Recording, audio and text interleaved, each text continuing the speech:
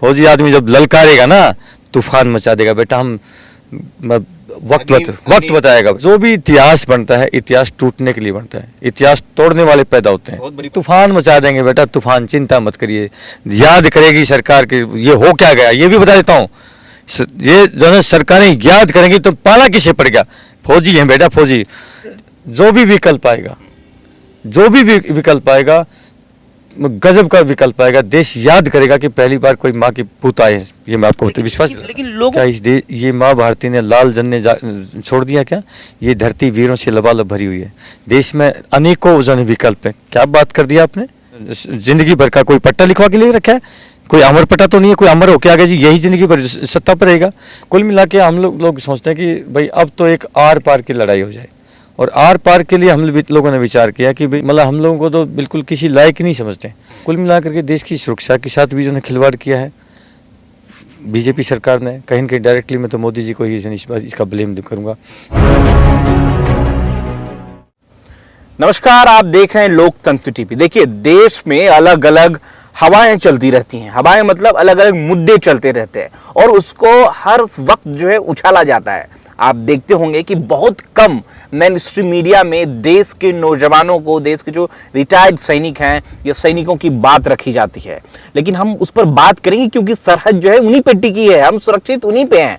तो इस वक्त हमारे साथ जो हैं चौहान साहब हैं, रिटायर्ड सूबेदार चौहान साहब हैं।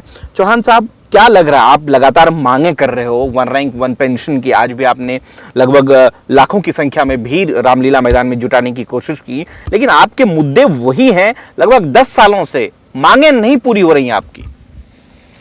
जी बेटा, सबसे पहले तो देव बेटा मैं आपको बहुत बहुत धन्यवाद करता हूँ कि आप जो है अपना कीमती समय निकाल करके हमें जो है अपनी बात रखने का मौका दिया।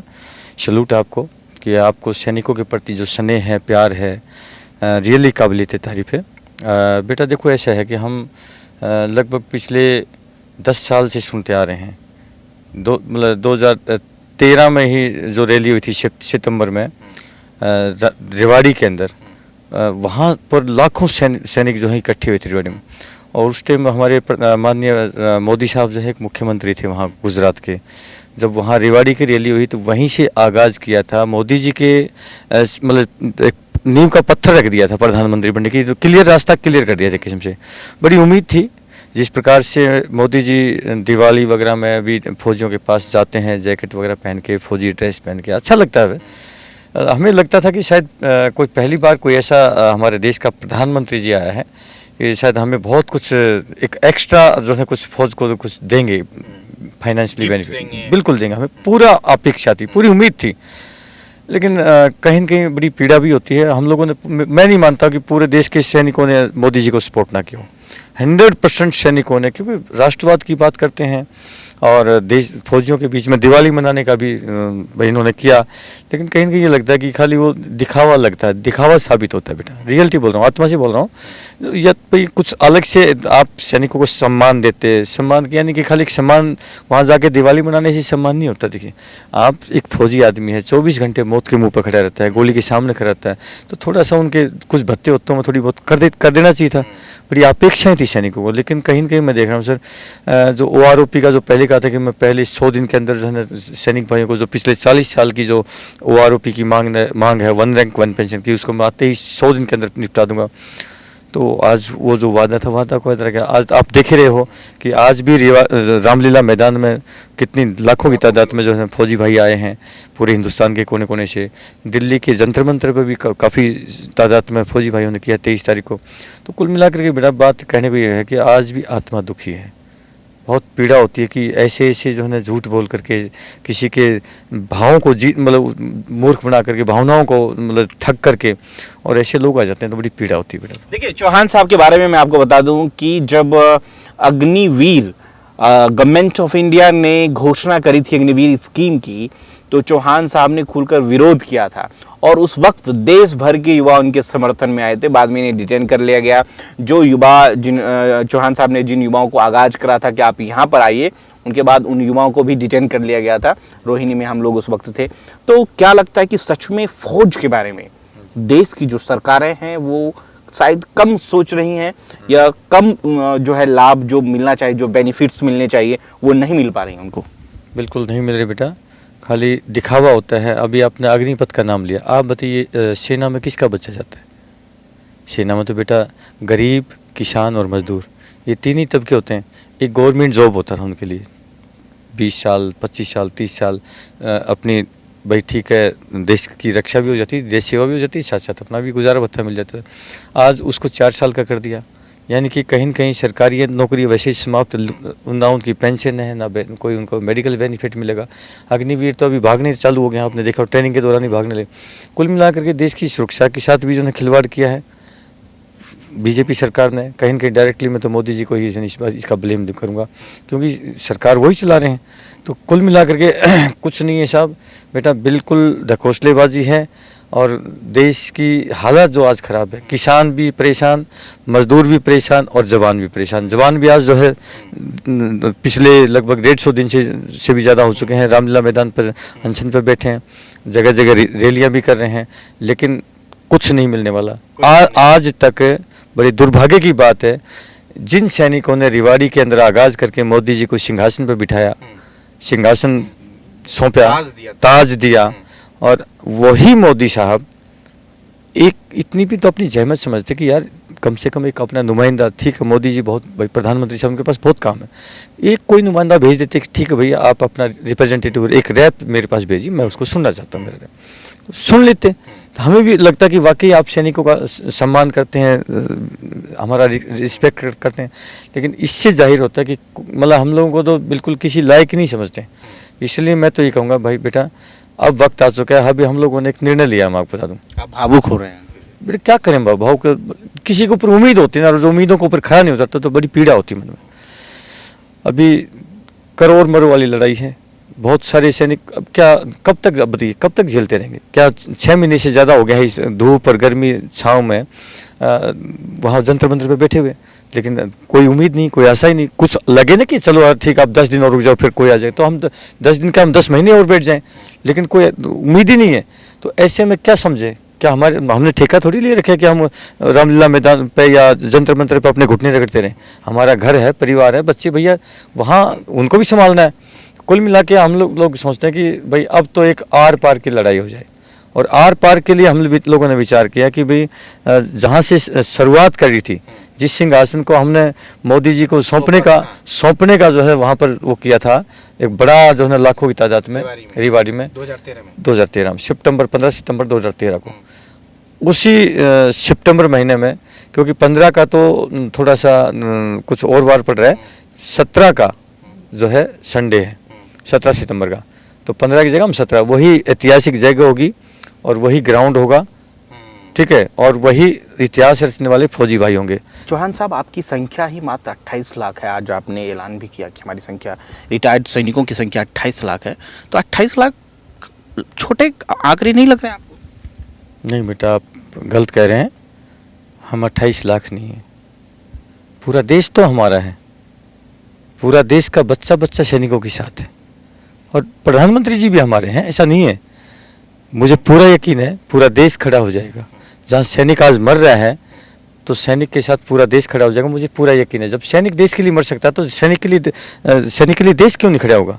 हमें पूरा यकीन है पूरा देश हमारे साथ खड़ा मिलेगा, क्योंकि हम वैसे भी देखते हैं कि फौजी भाई हैं, हमारी रक्षा करते हैं। जब ये बात बोलते बड़ी अच्छा लगता है हमें, क्योंकि हम वो कर्म करते हैं, तभी तो जाके बोलते हैं हमें। बाकी सर्विस तो और भी बहुत भाई करते हैं, लेकिन जो हमारी जो सर्विस में जो सेक्रिफिकेशन है, जो हमारी शहादतें हैं, बलिदान है, त्याग है, उसी को देखते हुए पूरा देश का बच्चा बच्चा हमें सम्मान करता है। हमें प्राउड फील होता है कि भाई हमारी भगवान ने हमें ये वर्दी का पहनने का मौका दिया, देश की रक्षा करने का मौका, हमें भी प्राउड फील होता है। आप उम्मीद करते हैं कि देश के जो लोग हैं वो हमारे साथ खड़े होंगे? बिल्कुल 100% बेटा, 100% मुझे यकीन ही नहीं, पूरा विश्वास है, पूरा देश का बच्चा बच्चा जो इस माँ भारती से प्यार करता है वो 100% देश के सैनिकों से प्यार करता है, मुझे पूरा यकीन है साहब। लेकिन आप लड़ भी तो रहे मोदी जी के खिलाफ। किसी के खिलाफ हो, जहाँ पर बात आ जाएगी सैनिक की तो वहाँ लोग मोदी को एक तरफ के लिए साइड किनारे कर सकते हैं, लेकिन सैनिक को नहीं करेंगे, मुझे पूरा यकीन है। क्योंकि हम कुछ जुमले या झूठ बोलने वाले नहीं हैं। सैनिकों ने सदैव देश की कुर्बानी दी है देश के लिए, और जब जब देश के ऊपर किसी भी प्रकार का कोई विपदा आई है, आपदा आई है, और जहाँ पर सरकार के हाथ खड़े हो गए हैं, सरकार फ्लॉप हो गई है, वहाँ पर अंतिम विकल्प बताइए, आप ही बताइए क्या बचे? सेना बचती है। चाहे बाढ़ हो, भूकंप हो, दंगा हो या कोई अन्य आतंकवादी घटना हो जाती है, वहाँ पर जहाँ सारे विभाग फ्लॉप हो जाते हैं, सारे सरकार फ्लॉप हो जाती है, अंतिम विकल्प सेना बचती मुझे है। एक चीज़ समझ में नहीं आ रहा कि 15 अगस्त को प्रधानमंत्री लाल किले से भाषण के दौरान बहुत तरह की बात बोलेंगे, लेकिन आपने 17 अगस्त को इतना बड़ा आंदोलन का आगाज कर दिया, वो भी जहां से प्रधानमंत्री ने दरअसल शुरुआत की थी, जिस ग्राउंड से, रेवाड़ी के जिस ग्राउंड से 15 सितंबर 2013 का वो दौड़ था, आपने अगस्त में 17 अगस्त को इतनी बड़ा ऐलान कर दिया मोदी जी के खिलाफ। बिल्कुल बिल्कुल, जैसे जैसे आज हम लोगों ने एक अपना ताकत दिखाया, हमने रामलीला मैदान में शक्ति प्रदर्शन दिखाया है, और हम अपेक्षा करते हैं, उम्मीद करते हैं कि आने वाली 15 अगस्त के दिन जो है लाल किला से प्रधानमंत्री मोदी साहब बड़े बड़े जो है घोषणाएं करने वाले हैं, तो हम अपेक्षा करते हैं कि 15 अगस्त को सैनिकों हमारे प्रति भी कोई घोषणा होगी। लेकिन वो घोषणा तो वहाँ रेवाड़ी से भी हुई थी। चलो हम एक लास्ट उम्मीद और देख लेते हैं, हमारा लास्ट चांस है। डॉक्टर भी जब कोई पेशेंट देखता है कि सब लास्ट जो मर चुका है, तो भी उसको पंपिंग करता है, कि कोशिश करता है कि सर्वाइव हो जाए, तो हम भी कोशिश कर रहे हैं। 15 अगस्त की हम इंतजार कर रहे हैं। 15 अगस्त का इंतजार में अगर बाई चांस होता है तो स्वागत करेंगे हम, बिल्कुल मोदी साहब का स्वागत करेंगे। लेकिन अगर नहीं होता तो फिर क्या होगा? तो बेटा वही होगा, फिर जो होना चाहिए मंजूरी खुदा होता है वही करेंगे, बिल्कुल आर पार की लड़ाई हो, बिल्कुल। इसमें मैं देखिए वो समय बलवान होता है। मुझे चिंता है आपकी, क्योंकि जिस तरीके से आप कह रहे हैं कि अगर हमारी शर्तें पूरी नहीं हुई तो फिर तो ये प्रधानमंत्री जो है पद की लड़ाई हो जाए। आप लोग कह रहे हैं कि फिर तो हम प्रधानमंत्री को 24 का नजरिया क्या देख रहे हैं अगर आपकी मांगे पूरी नहीं होती है तो? ऑब्वियसली 24 का क्या होगा? रावण की नाभि में तीर मारने वाला काम होगा, सीधी बात करता हूँ मैं तो। भाई जब तक रावण की नाभि में तीर, जब तक सरकार को आप सत्ताहीन नहीं करोगे, तो तब तक वो ये बात नहीं रखोगे, तो वो तो उनको सत्ता का गुरूर है। तो आप ये बता दीजिए ना कि मोदी नहीं तो कौन 24 में, अगर आपकी शर्तें पूरी नहीं हुई तो ये भी तो एक डिसीजन। बेटा क्या ये माँ भारती ने लाल जन छोड़ दिया क्या? ये धरती वीरों से लबालब भरी हुई है। देश में अनेकों जन विकल्प है। क्या बात कर दिया आपने? क्या कोई जिंदगी भर का कोई पट्टा लिखवा के लिए रखा है?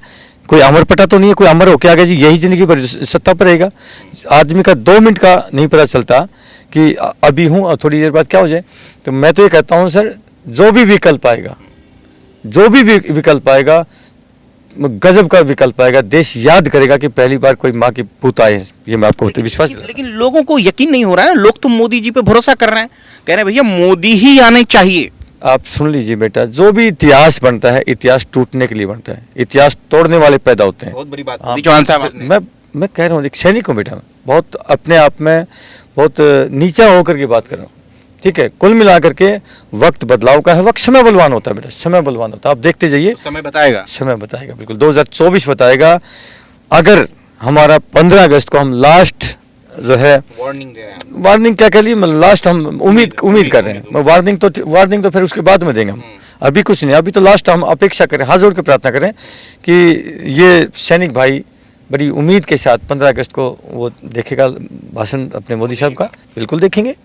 हमारे प्रधानमंत्री लाल किला से प्राउड फील होता है। कोई भी प्रधानमंत्री जब वहाँ से वक्तव्य रखता है, मोदी जी ने बड़े सम्मान की बात है हमारे लिए, हमारे गर्व की बात है। हमारे प्रधानमंत्री लाल किला से जब ललकारते हैं तो बड़ा अच्छा लगता है, हम सुनेंगे और उसमें उम्मीद की किरण रखते हैं कि शायद कोई उम्मीद की किरण हमें देखने। आप एक तरफ कह रहे हैं कि जंतर मंतर पे लोग काफी जो है प्रोटेस्ट करने, कोई डेलीगेशन नहीं गवर्नमेंट ऑफ इंडिया का आया, तो उम्मीद भी तो नाउम्मीद भी तो है यहाँ। बिल्कुल हमें पता है, लेकिन फिर भी हम नाउम्मीद क्यों हों? व्यक्ति को लास्ट दम तक उम्मीद रखनी चाहिए, और जब हट जाएगा तो कोई बात नहीं, हम तूफान मचा देंगे बेटा, तूफान, चिंता मत करिए। याद करेगी सरकार की ये हो क्या गया, ये भी बता देता हूँ। ये जो है सरकारें याद करेंगी तो पाला किसे पड़ गया? फौजी हैं बेटा, फौजी, ठीक है। फौजी आदमी जब ललकारेगा ना, तूफान मचा देगा बेटा। हम वक्त बताएगा बेटा, वक्त में आप गिरफ्तार हो गए, ठीक है बेटा, वो तो ठीक है। जो क्रांतिकारी होते हैं उनके लिए तो एक गहना है, गिरफ्तार होना ये तो गहना है। अगर मैंने किसी की लड़ाई, मैं कोई गिरफ्तार किस चीज़ में हुआ? भाई किसी की हेल्प करने में गया ना, मैं तो उन बच्चों की लड़ाई लड़ने में गया ना, जो गरीब किसान मजदूर का बेटा था, जिन्होंने 3-3 साल इंतजार किया, जिन बच्चों ने, उन बच्चों के लिए लड़ाई लड़ते हुए अगर मुझे कुर्बानी भी देनी पड़े तो मेरे लिए फख्र की बात है। मैं किसी के लिए लड़ता हुआ मरा हूँ तो, जी बिल्कुल। मैं अपना कॉन्टैक्ट नंबर छोड़ना चाहूँगा। जो भी माँ भारती का वीर सपूत, मेरा रणबांकुरा फौजी भाई या कोई मेरा सिविलियन भाई, अगर इस फौजी भाई की बात आपको अच्छी लगी हो तो मैं आपसे विनती करता हूँ कि ज़रूर कांटेक्ट करें। मेरा कांटेक्ट नंबर है 8368002355। कांटेक्ट करिए। आधी रात को भी आप जो सूबेदार वीर सिंह चौहान है आपका रिप्लाई देगा और अपनी आत्मा से लगाएंगे, आप लोगों को अपने दिल से लगाएंगे और इस देश की तकदीर और तस्वीर बदलने का काम आपके साथ मिलकर के जरूर करेंगे सर। चलिए, इनकी बातों से आप कहां तक सहमत है? अगर ये वीडियो दरअसल सोशल मीडिया पे आप देख रहे हैं तो कमेंट कर अपनी प्रतिक्रिया जरूर दीजिएगा। शुक्रिया। हाँ, एक लास्ट में, क्योंकि मेरा एक कोटेशन है, मैं ज़रूर कहूँगा। जब सैनिक व्यक्ति सीमा पर खड़ा होता है, जब सैनिक सीमा पर खड़ा होता है, जब सामने एक दुश्मन की गोली होती है और मेरे पीठ पीछे मेरा प्यारा वतन होता वतन, तब एक संकल्प लेता है सैनिक। वो संकल्प क्या होता है? वो संकल्प होता है फिक्र नहीं मर जाने की मिट जाने की, फिक्र नहीं मर जाने की मिट जाने की, अन्याय नहीं होने देंगे, और जब तक है सांस इस सीने में, ऐ मेरे प्यारे वतन तेरा शीश कभी ना झुकने देंगे। ये सैनिक संकल्प लेता है, जब तक सांस है इस सीने में, इस देश का सिर कभी ना झुकने दिया है, ना झुकने देंगे। चलिए, बहुत दो घंटे का